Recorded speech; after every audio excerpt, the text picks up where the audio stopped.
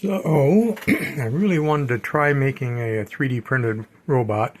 It's going to have the normal shuffle foot with ratchet wheels in the bottom, but I wanted to use a differential drive, you see the gears down in there, to directly drive the legs.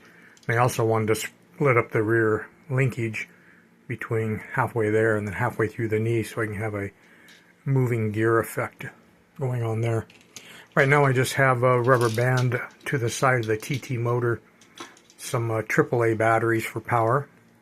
It's a double shaft TT, so the front could eventually be used to drive some effect on the front of it. Pistons, gears, something.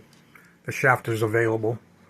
I haven't really given any thought at all to doing a body for this, because the only thing that really interested me was using the differential drive to move the legs.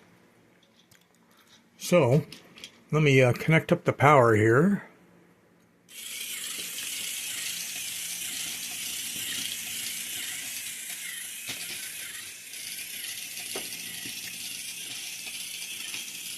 See if I can hold this where you can kind of see what's going on there. Have the battery wires just resting together here. So you can see basically the motor is just moving this back and forth, which is shifting that gear, which then shifts the two gears for the leg linkage.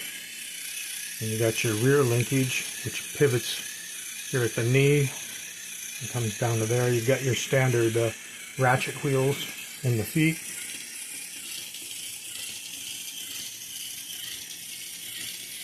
So, I don't have any other plans to go any further with this project. What really turned me on was the idea of using this differential drive for the legs. But if you've got any good ideas for a proper body or anything to go further with this, go ahead and leave comments down below.